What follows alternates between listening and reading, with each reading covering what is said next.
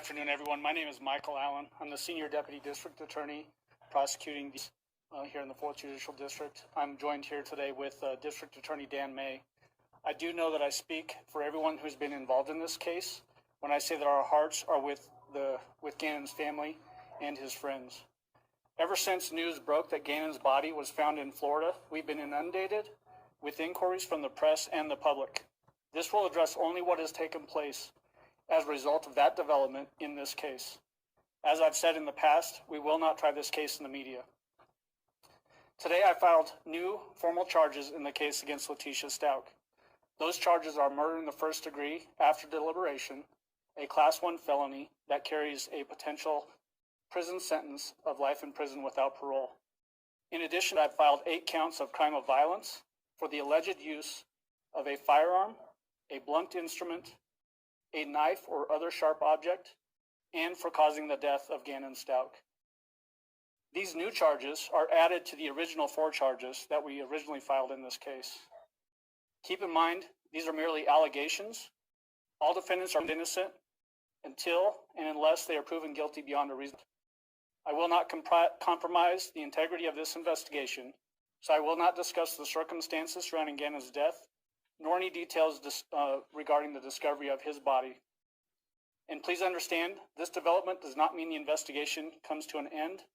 This still remains a very active investigation, so if anyone has any credible tips, please contact the El Paso County Sheriff's Office tip line at 719-520-6666 or email those tips to tips@elpasoco.com.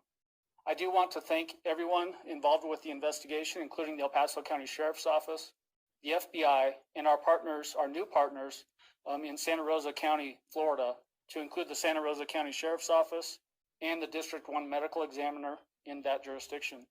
We do still have a pending court date for Letitia Stauch's next appearance in court, which is April 14th, 2020 at 3 p.m.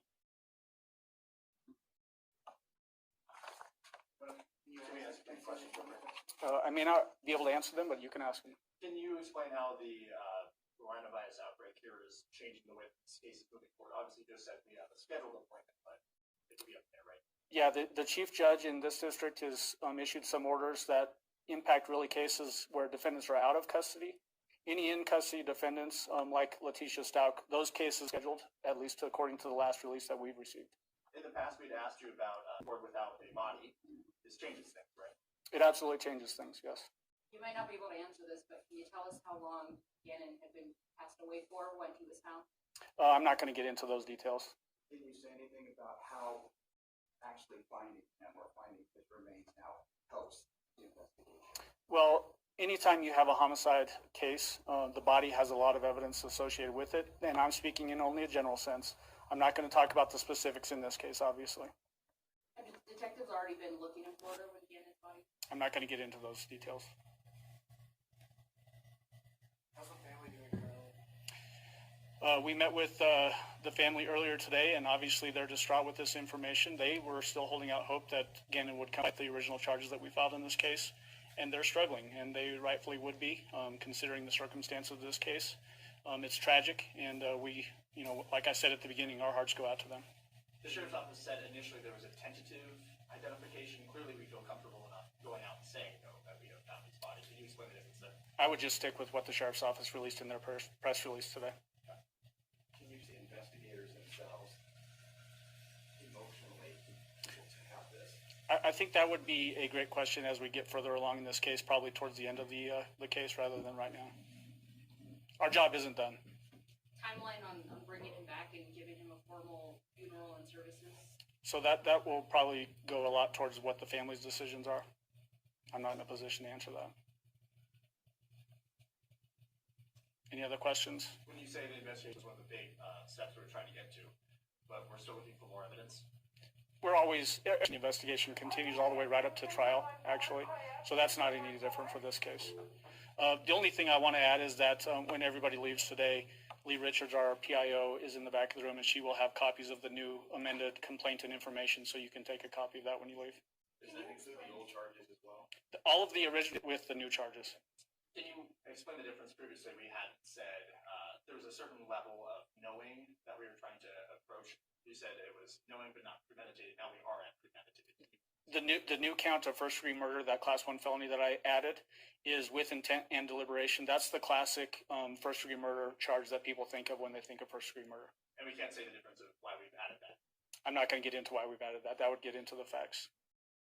Can you explain why there is a gag order in this case? Yeah, so it sort of gets back to what I said at the beginning, that the charges are merely allegations and everybody's presumed innocent until proven guilty beyond a reasonable doubt. That's why gag orders go into effect and why gag orders say we can only talk about certain things that happen in the courtroom.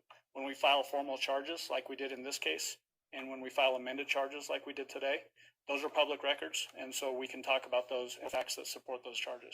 Speaking of public records, have you been in contact with the judge at all in terms of releasing the arrest affidavit or probable cause affidavit?